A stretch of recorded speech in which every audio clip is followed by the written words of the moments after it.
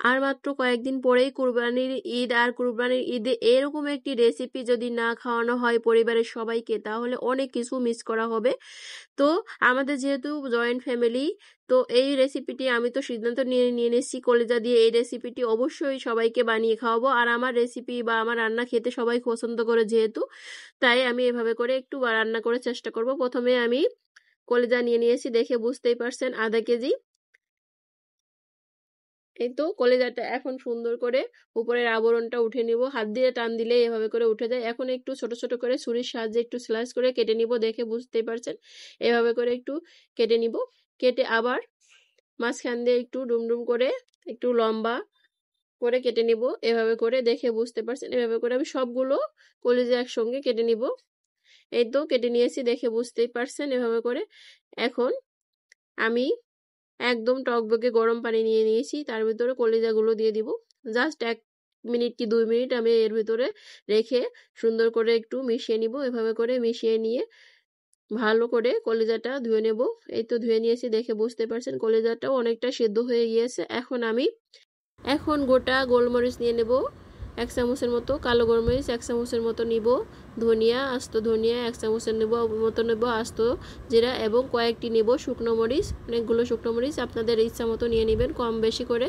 তো এখন আমি আধা ভাঙ্গা করে ব্লেন্ডারে গুঁড়া করে নিয়েছি, পাশে রেখে দিব। এখন চুলায় একটি কড়াই দিয়ে দিয়েছি, কড়াইতে দিয়ে দিলাম তেল দিয়ে এখন কয়েকটি গোটা গরম মশলা দিয়ে দিয়েছি, দেখে বুঝতে পারছেন। দিয়ে এখন আমি দিয়ে দেব 1 কাপের মতো পেঁয়াজ কুচি দিয়ে দিয়েছি। এখন একটি বড় সাইজের রসুন ভালো করে কুচি করে লম্বা লম্বা করে কুচি করে সেটাও দিয়ে দিলাম। দিয়ে এখন একটু নেড়েচেড়ে এ পর্যায়ে 1 চামচের মতো লবণ দিয়ে দিতে হবে, লবণটা পরিমাণ বুঝে দিতে হবে। তো 1 চামচের মতো লবণ দিয়ে আবারও একটু সুন্দর করে নেড়েচেড়ে পেঁয়াজটা যতক্ষণ পর্যন্ত নরম নরম না হয়ে যায় ততক্ষণ পর্যন্ত একটু নেড়ে নিতে হবে। এ পর্যায়ে আমি দিয়ে দেব আগেই গুঁড়া করা সেই মশলাগুলো দিয়ে আবারও সুন্দর করে নেড়েচেড়ে একটু পেঁয়াজটাকে একটু ভাজা ভাজা করে নিতে হবে। যেহেতু আজকে আমি কলিজার কাবাব বানাবো, তো সেভাবে করে একটু সুন্দর করে নেড়েচেড়ে একটু ভেজে নিতে হবে পেঁয়াজটা সুন্দর করে।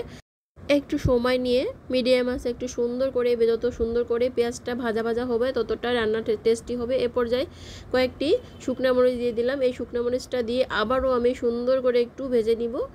যতক্ষণ পেঁয়াজটা লাল লাল না হয়ে আসবে ততক্ষণ পর্যন্ত আমি একটু সময় নিয়ে ভেজে নিব। আর এই রান্নাটার মূল রেসিপিটি এইটা। তো এই পর্যায়ে লাল লাল হয়ে গিয়েছে, এখন আমি দিয়ে দিব কলিজাগুলো আগে আমি একটু সেদ্ধ করে নিয়েছিলাম, দেখে বুঝতেই পারছেন। তো এভাবে করে একদম পানি ছাড়া এই কলিজার কাবাবটা রান্না হবে। তো এভাবে করে আবারও একটু নেড়ে চেড়ে 1 চামচের মতো লাল মরিচের গুঁড়া, 1 চামচের মতো দিয়ে দিব হলুদের গুঁড়া, দিয়ে আবারও সুন্দর করে নেড়ে চেড়ে সুন্দর করে মিশিয়ে নিব। সব কিছু মশলার সঙ্গে একসঙ্গে মিশিয়ে নিয়ে এ পর্যায়ে আমি দিয়ে দিব 1 চামচের মতো আদা বাটাটা দিয়ে একটু নেড়েচেড়ে 2-3 মিনিটের মতো মিডিয়াম আছে ঢাকনা দিয়ে রেখে দিব। ঢাকনা দেওয়ার ফলে কলিজাটা আরও সুন্দরভাবে সেদ্ধ হয়ে যাবে। আর কলিজা সেদ্ধ হতে বেশি সময় লাগে না, খুব দ্রুত সময়ে কলিজাটা সেদ্ধ হয়ে যায়। আর কলিজাটা যত বেশি সেদ্ধ করা হয় ততটাই শক্ত হয়ে যায়, তো অল্প সেদ্ধ করে রান্না করাটাই বেটার মনে হয়। তো এই পর্যায়ে ঢাকনা উঠানোর পরে নেড়ে চেড়ে আরও সুন্দর করে একটু সময় নিয়ে নেড়ে চেড়ে নিতে হবে। দেখে বুঝতেই পারছেন অনেকটাই রান্না হয়ে গিয়েছে। তো এ পর্যায়ে আমি উপর দিয়ে একটু ভাজা জিরা, গরম মশলা, গোলমরিচের গুঁড়া সব কিছু একসঙ্গে ভেজে আমি রেখে দিই, সেটাই আমি দিয়ে দিব। এই স্পেশাল মশলাটা দেওয়ার ফলে রান্নাটা আরও বেশি টেস্টি হয়। আর কলিজার যে একটা বাজে গন্ধ থাকে সেই গন্ধটা চলে যায় একেবারেই। আর অনেকেই আছে যে, বিশেষ করে আমিও কলিজা ভুনা খেতে পারি না, কারণ কলিজা ভুনা খেতে গেলে 2-1 পিস খাওয়ার পরেই মাথা লেগে যায়, খেতে ভালো লাগে না, একটা বাজে গন্ধ আসে।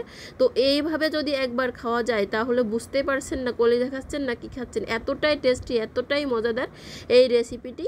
আর কয়েকদিন পরেই কুরবানি ঈদে গরু বা খাসির কলিজা দিয়ে খুব সহজে এই কাবাবটি বানিয়ে নিতে পারেন আর ঘরের সবাইকে তাক লাগিয়ে দিতে পারেন। আর এই রেসিপিটি বানানোর পরে আমি বলছি, একদমই সঠিক কথা বলছি, সবাই আপনার ফ্যান হয়ে যাবে, এতটাই টেস্টি এতটাই মজাদার এই রেসিপিটি। আর রেসিপিটি ভালো লাগলে প্লিজ একটু লাইক, কমেন্টস এবং শেয়ার করে দিয়ে অন্যকে দেখার সুযোগ করে দিবেন। আল্লাহ হাফেজ, সবাইকে অনেক অনেক ধন্যবাদ, ভালো থাকবেন সবাই।